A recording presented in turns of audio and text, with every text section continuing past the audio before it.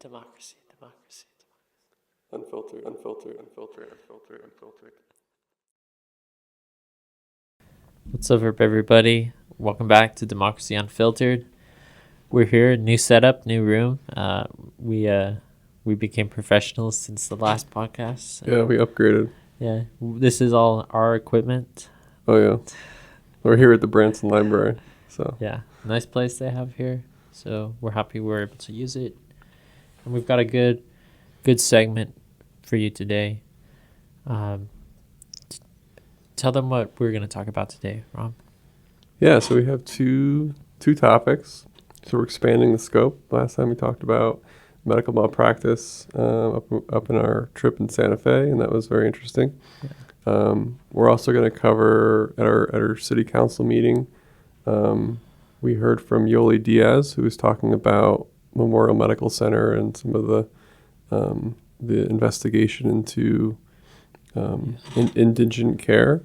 So we'll be discussing that. And actually, there was a formal lawsuit that Las Cruces and Donna Ana County placed against Memorial as well. So we'll be kind of getting into a little bit of the history behind what caused this lawsuit to happen and actually how transparency and accountability from the public and from the press helped to, cause this to happen in the first place.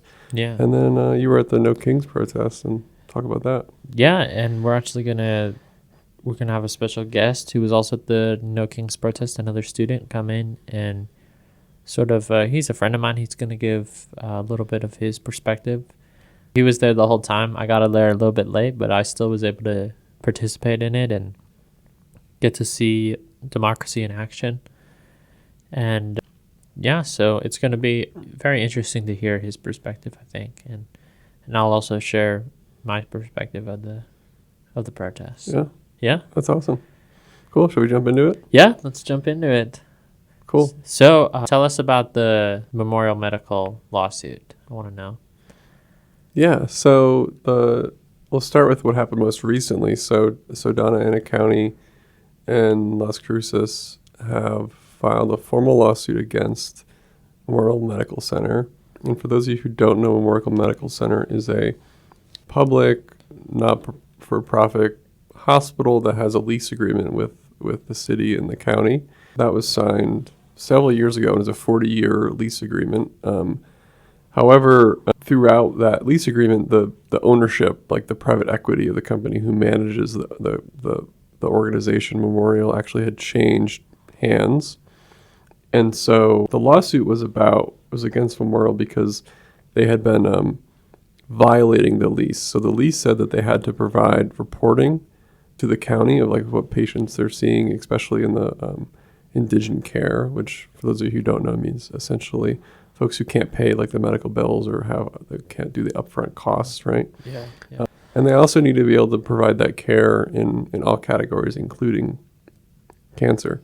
And what happened was that quite a few years ago in 2019, 2020, Memorial had removed, the first thing they did was they were underreporting the number of indigent care patients. It was in like only a handful of people that said that they were getting this kind of care. Whereas if you look at Santa Fe or Silver City or Albuquerque, other hospitals, when you look at their indigent care data, they were seeing thousands of patients. So it was very strange why Memorial's numbers were only like 12 patients or 50 patients when these other cities are much, much higher and didn't add up. And so that's one part of it, is the reporting compliance. But the other part of it is that they actually removed cancer patients from their indigent care policy. So, and they did this without like a written notification to the county, which violated their lease agreement, both because they didn't do it in writing, but also because they did it in the first place. Yeah. Now, some people suspect this is because Memorial changed management. They had a different private equity come in, and they were, really focusing on cutting costs. And indigent care patients are, less profitable than someone who has like private insurance, right? Yeah. So, and the way we came about this was before the lawsuit was actually filed. between Memorial and by the city and the county is Yoli Diaz, who is a patient advocate in Las Cruces. She was at the city council meeting that our class was at. We saw her there. Yeah. And she was asking for updates on what was going on because prior to this, the Attorney General had actually launched an investigation. But she was the original person that actually noticed this because some patients were actually coming to her and saying like, hey, I'm not getting care. And so she did all this investigation into like the data and the reporting and what needed to happen. So it was a great example of somebody just noticing a problem and then really, leading this to happen. Yeah. Yeah. Yeah, which goes great with our theme today, which is democratic accountability, really holding people accountable. And that's what Yoli was doing, I would say. And when you said that Memorial is public, I know I was talking to my parents about this, and they said that my dad was wondering if that also means that they receive public funds or if it's just the lease agreement. Do you know about that? Or Yeah, that's a good question. I believe so. Like the actual hospital itself is owned by the city and like they're leasing it to these companies. And so now what they're talking about is actually changing who's going to be the owner of like bringing in Presbyterian, who manages a lot of hospitals in Albuquerque. Yeah. Right. So it's like the hospital itself is being leased to this, to this company is what I understand. And what was interesting also is that when all this happened, like the CEO of the company actually stepped down because of all like the public scrutiny that was going on. So there's clearly some changes that are, happening. And even if nothing else happens, there's already accountability. And you think about like a big leadership change like that happening just from the pressure from the public. That's good. Yeah. So what is the plan for the lawsuit? Where does it stand right now? Do you know how far it's gone? Or yeah, well, I was reading. There's been some updates in the paper in the Las Cruces Sun or Bulletin that I was reading, and it seems that the hospital. It seemed like that since the Attorney General launched their investigation, the city and county have been trying to work with Memorial behind the scenes to get all this cleared up and work things out. And it seemed that didn't go to enough didn't happen, right? And so that's why the lawsuit occurred, is they were like, we need to do something more serious because we're not getting the like level of response we need, is how I read it. Now, unfortunately, now Memorial's position is that they've done no wrong and they actually have been complying with everything the city and county have been asking for. Okay. And then you have the city and county which are saying like we're trying to work with Memorial. Yeah. And then there's questions about, hey, do we actually want to terminate the lease with the company who owns them? Yeah. So I feel like all these like the public pressure and even the lawsuit is just more pressure and accountability being put on them. And we'll see if that leads to a negotiation or if that leads to, a change in leadership. I think that's really what Yoli believes, is they need to bring in somebody new, a new owner. But how do you manage that transition, right? Like if you close it down or you have this like loss of a period of time where like they need to, changing a hospital ownership is not an easy process, right? Yeah. I've never done it, but I don't imagine that to be simple. But they did actually mention, and this is interesting, I think it was one of the city council members mentioned that they had done this in the past. There had been a large behavioral health clinic in Las Cruces that had an owner, another private equity company, and for whatever reason, and it had a relationship with the city and the county, but for a reason they terminated that lease agreement and they brought in somebody else external, and actually it's gone very well. Okay. So the fact that they were even discussing that, in the paper about, that's an option that's not off the table was telling. So it's great to see, and what's interesting too is that, the the Attorney General's investigation into this was really stemmed from an NBC, like a nationwide NBC report and article that was released. So journalism also played a large role in kind of Yeah. exposing this. And somebody came out and spoke to cancer patients and spoke to, Yoli Diaz, and it was people who had to leave the city to go to Albuquerque for treatment because they were denied care. Right. Yeah. Meanwhile, this is something that in the lease agreement, this is something that they committed to with the city and county, and so it is going. That's why the law is involved, because it was a contractual, binding agreement. So, yeah. Interesting. Yeah. I think that Memorial also argues that, from what I understand, that in the contract, like if some situations change, and I think that some funding amounts did change. I don't know the specifics, but their argument as well, like our funding changed, and that's what allowed us to then change the care we were offering. The funding went down, or? Yeah, that's what I understand, is like there was less funding, or like less federal funding, like right? Federal funding? Yeah, that's what I understand. So, but it still doesn't void the fact that they didn't go through the proper channels to notify the city and county what they were doing. They just sort of did it. Yeah. So it's kind of that doesn't seem very ethical. And then the fact that they also weren't reporting accurately is another, like, okay, how many, Yeah. What is it about the reporting? Like, well, why did they not want to report anything? Yeah, I mean, I think there was something going on with like the system that the data system they're using to report. They were saying it wasn't working or functioning properly. But it's odd that they were underreporting so many cases. Again, when you compare this to all these other cities, and you're like, what?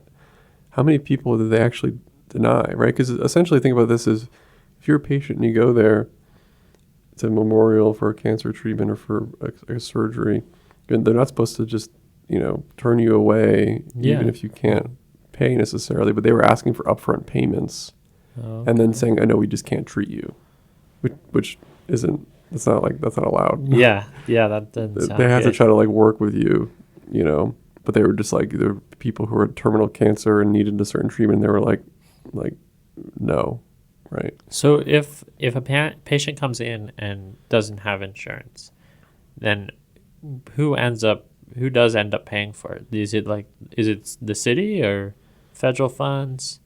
Or Yeah, it depends on if they come in through like the ER, right? It's for like or if you come in through like one of these clinics, and that's where like that gray area came up, and Yoli was asking them to publish on their website, like, what is the actual like policy, because they were having different standards for different cases, and it wasn't consistent, right? And ultimately they were, what Yoli was saying is they're just trying to save money. Yeah. Right.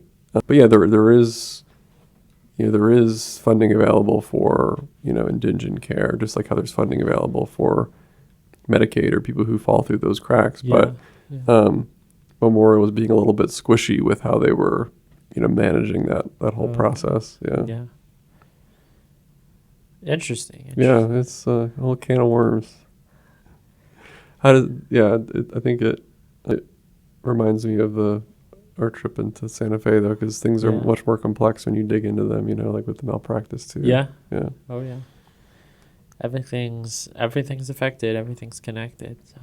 Yeah. Yeah, I was born in Memorial Hospital. Okay. So I've got a connection to it. Yeah. Wow. My mom had surgery there. So. Yeah. And I think it's really, really important to hold them accountable, because it's important that they don't turn people away, and that they have this lease with because they are public hospital, like you said. Yeah. So.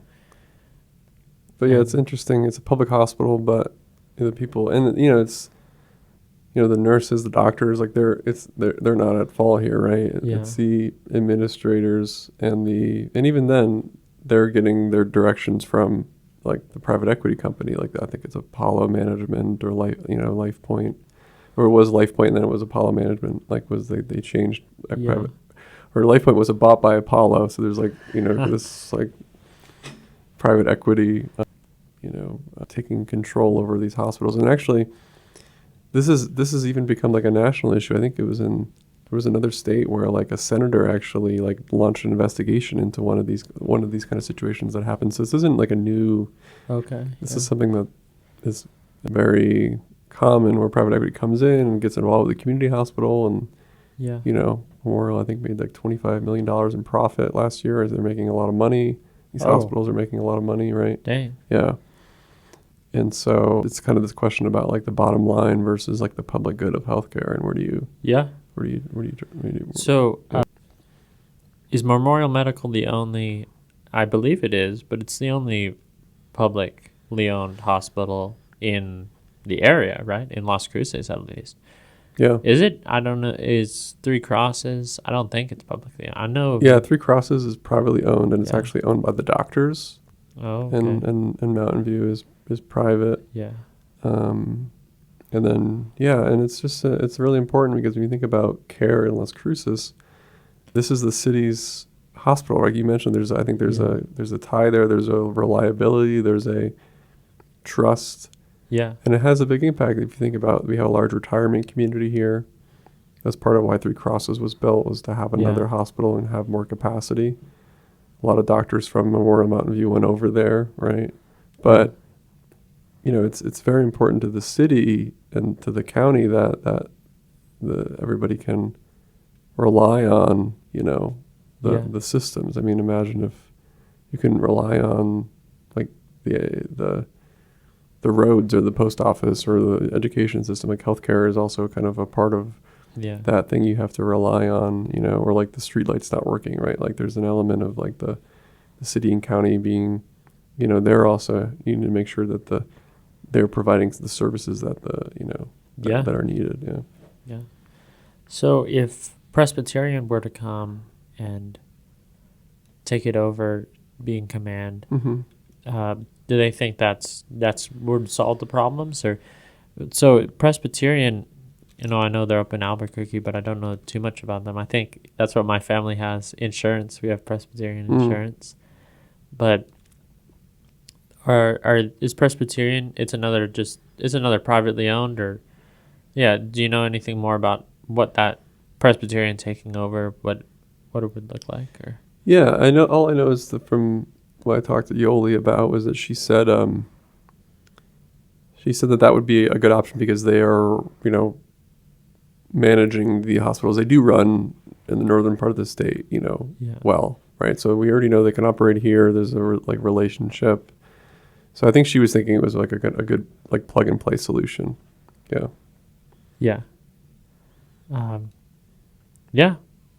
Well, awesome. And I know we're gonna take a little break now, and then we'll jump to the next segment. Do you want to give we're gonna talk about No Kings, so we'll see you in a minute for that. Yeah. See you guys in a minute. Yep. Hi, James. Hey, Isaac. Thank you for coming on today. My name is James. I'm an ag bio major at NMSU, and I'm here today with Isaac because he saw me at the No Kings protest after not seeing each other for like a month or two. It's been a long time. And he was like, yo, do you want to come here for an interview and talk about politics, stuff like that? Yeah. He wants to hear my opinion, basically. And I was like, yeah, of course. I would love to. Okay, awesome. Well, so you said this was your first protest. So yes. What? How did you hear about it? How did you get involved? And what were your first impressions? Okay, so this was the day before. My friend Sophie reached out to me, and she was like, yo, this No Kings protest is tomorrow, and I was wondering if you wanted to go with me. And I was like, yeah, of course. I was going to ask her about it even before then, because I know she was familiar. She's been to at least a few before this one. And I was super down. We drove over there the day after when it was happening, and I thought it was awesome.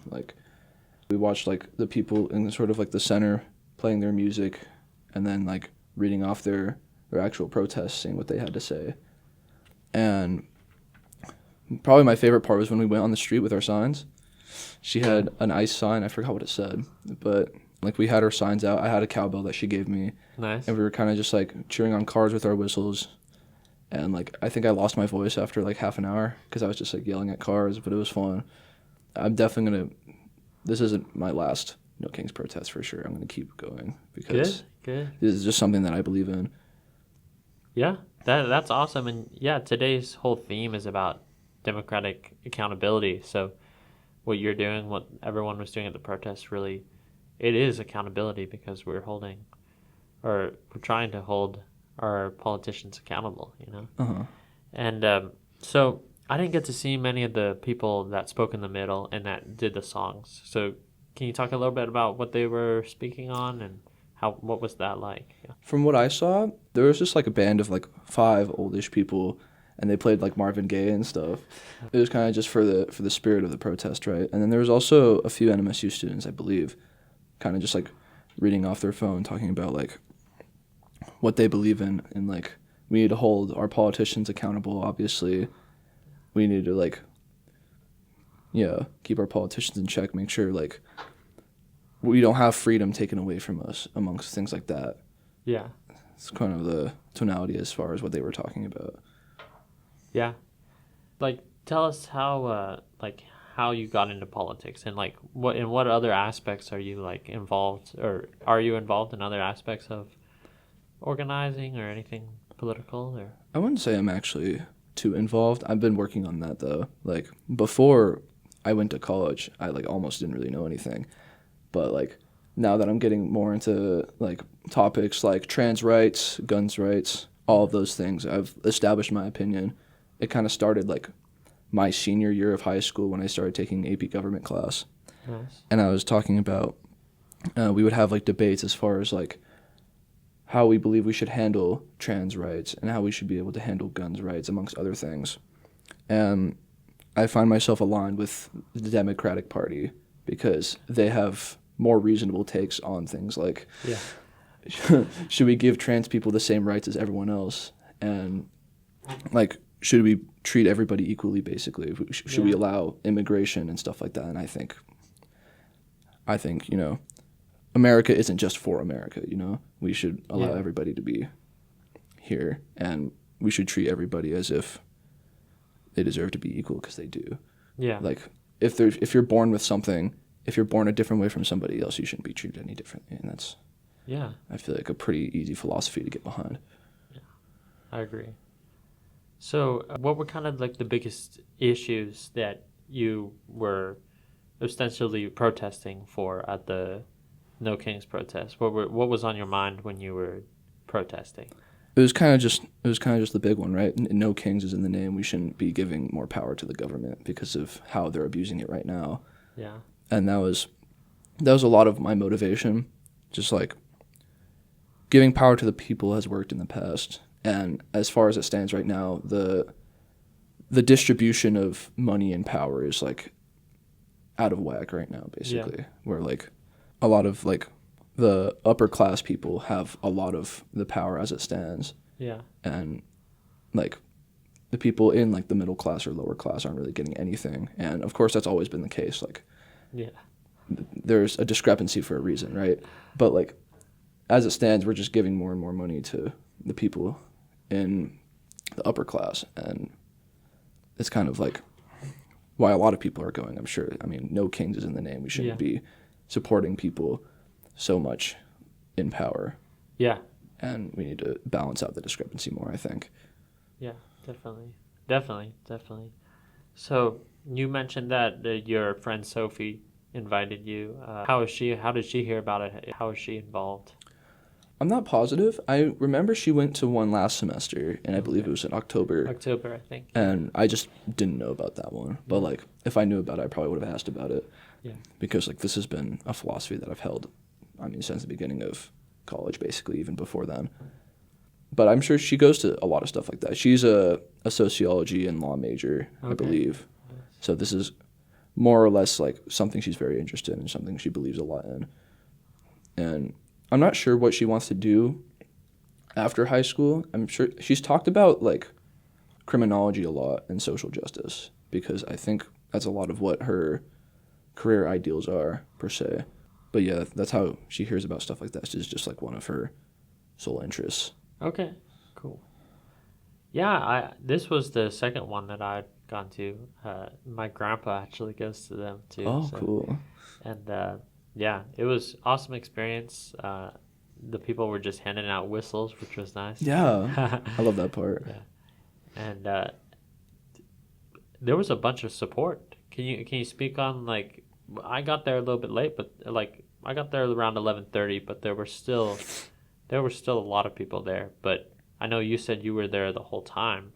Mhm. So what did it look like at the peak? How many people were there? Yeah. Uh, like the three of us that were there, Sophie's roommate Shyla was also there. Just it was the three of us, Okay. and we all kind of held this opinion that like we didn't expect so many people, especially old people, to be there. Yeah. Like it was pretty like elderly dominated, and that's really important because those are the people that vote the most often, right? Yeah. So like the sheer amount of people we saw at that protest was like mind blowing.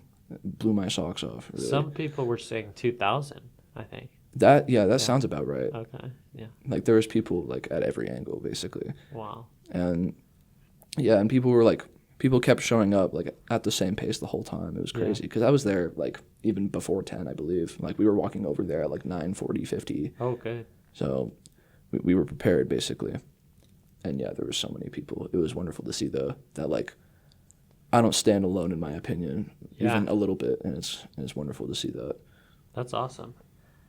Did you, well, besides me, did you see anybody else that you knew? Anybody else on campus? Or? Yeah. A few other people like just like in Garcia's dorms that I knew from honors were there too, and then was it a few of my teachers? It was at least one. Okay. My biodiversity professor, she recognized me and she came up to me and was like, "Hey, Okay. it's good to see you here." And I was like, "Oh my gosh, it's Dr. Avis James of of biodiversity," and that was crazy. I think that's really Okay. cool that she can come up to me and be like, "Yeah, you're one of my students and you agree with me on politics," and that's Yeah. awesome.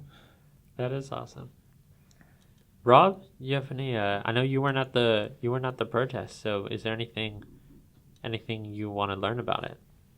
Yeah, I just ask like, for someone who hasn't been or someone who's on the fence about going, like what would you say to them about, your experience? I have no regrets going. Like I was a little afraid that like I wasn't like completely sure on to where I stand when I was at the protest because I feel like most people who are going to be going to protests like that are going to be very politically sound in what they think, and I'm not as much. Like I haven't had like an established take for more than a year or two, so I was a little afraid on that front. But it was actually like it was great. Like you don't necessarily have to like defend yourself while you're there. It's just like you being there supports that overall democratic ideology, and you being able to be there, yell at cars, hold up signs, Yeah. take pins, stuff like that. Like the support is granted. It's like warranted regardless of where you stand. Yeah, awesome. Well, yeah, thanks for joining us. Yeah. Of course. Yeah. So, a lot of people had signs. A lot of people dressed up and did a lot of cool stuff. Do you have a favorite sign? Favorite thing? Favorite costume? Anything? That's a really good question. Oh, wow. I don't remember everything. I remember I don't know how much I can say on the podcast. I got this pin that says Putin's B word. I don't know if I can swear, but regardless, that pin was really funny. I'm trying to remember some of the signs I saw. It was a lot of like Trump looking like a baby Yeah. and stuff like that. But yeah, there's a lot of funny stuff. Oh, there was this one person with like butterfly wings, excuse me, and she had a sign that was like, "This is the only monarch we want," and it's like a play on yeah. monarch butterflies, and I thought Yeah. that was super cute. That's funny. Yeah, I did see. I saw that too. That was pretty cool. I saw some people dressed up as the Statue of Liberty. Oh my gosh, was I forgot fun. about that. Yeah. That was cool. Yeah, all the signs were great. Yeah, I created a sign that said, "War is not a game," and I don't know if you've seen that post that the that the White House put out like a week ago. It was like, I don't think so. Wii Sports. Yes, I know Wii Sports. So, so the loading screen of Wii Sports, where it goes through all the different sports. Yeah. But for some reason, the White House decided to make a edited version of that, where every time like a ball was hit or that you hit the tennis racket or anything, like an explosion happened in Iran. What? It was Is it on like the insane. social media for the White House or? Yeah, it Are you was serious? it was it was insane, and the caption was undefeated, all caps. They're not fighting back. What do you mean undefeated? That's unbelievable. Yeah. Yeah. Yeah, White House social media is not something I'm familiar with necessarily. I know the White House had like, was this like Twitter or something? Do you remember? Yeah, Twitter. It was X or Oh, yeah, whatever. Okay. formerly Twitter. Yeah, formerly Twitter. That's I'm old, I suppose. Yeah, I mean, that doesn't really surprise me. It's just like, wow, that's something they have the ability to do now. They can edit Wii Sports videos to play on bombing Iran. Yeah. That's interesting. It was pretty wild. Uh-huh. So before we let you go, so I have you voted before? I don't know. Have you had the chance to vote, and No. are you going to vote in November? I turned 18 in 2025, Okay. so I haven't had a chance yet. Are you thinking about voting in November? Or? Yeah, Okay. yeah. Like now that I'm able to, yeah. Yeah. I wasn't 18 yet last election. Yeah. And Oh, also yeah. like, I think last semester I technically would have been able to if I drove back to Albuquerque because that's my hometown. Mm. But like, I don't think I got the chance. Yeah. But I am definitely intending to vote. Awesome. Have you taken any political science classes here at NMSU, or No, are you thinking about taking any? Or? I actually haven't thought about it. But I mean, my major isn't. I mean, it is politically driven, but it's not politics necessarily. It's not like a sociology, law type Yeah. of class. Yeah.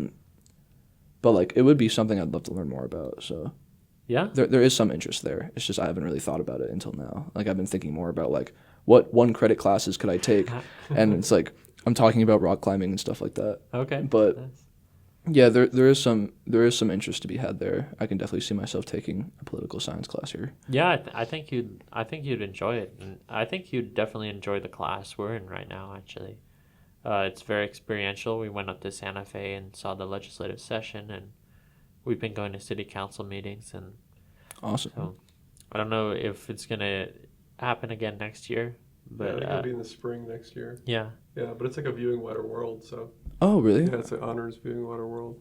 Oh, So okay. Well, in that case, like I can definitely see it yeah, because I'm looking for stuff like that. I don't have any honors credits right now because I Okay. couldn't take the seminar last semester because I'm in the ACES college instead of the honors college. But if I want to graduate with honors, that's definitely a place to start, I think. yeah, yeah. We really enjoyed it. Like just learning about like going up to legislative session. Like you can hear about a bill like on like the news or like Mhm. in the paper or something, and then you actually get in the room and the complexity is like you're like, wow, I really know nothing about this. Like Yeah, it's seriously. humbling. So it really gives you a lot of perspective, and even like because New Mexico is not really that, like we have a lot of easy access to the like we met with and hung out with Representative Cadena at like 1 a.m. and like down in like the representative like lobby area, and we're just like talking with people. Like it's very open, and like they really are excited to like share stuff with students. So Oh my gosh. yeah, but that's credit to Isaac because he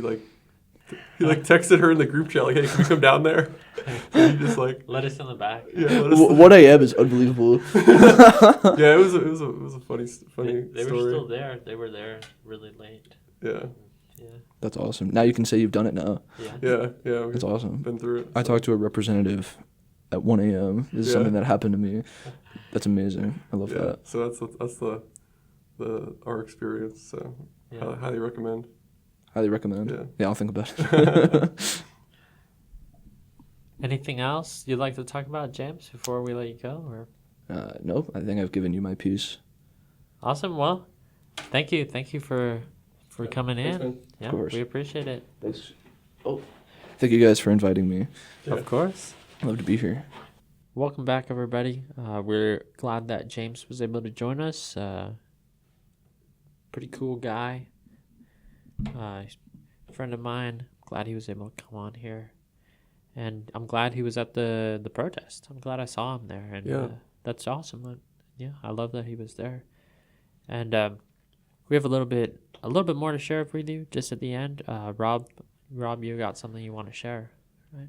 Yeah, like Isaac said, really glad we had James on. And to turn back to the memorial lawsuit, I emailed Yoli Diaz before this, and she got back to me. I asked her, what does she think about the lawsuit between Las Cruces and the county against Memorial? And she said, the lawsuit is the first needed step. My opinion is that the final step should include accountability, termination of LifePoint, which is the private equity company, and a decision for a new operator. So there it is, right there, Yoli Diaz, accountability.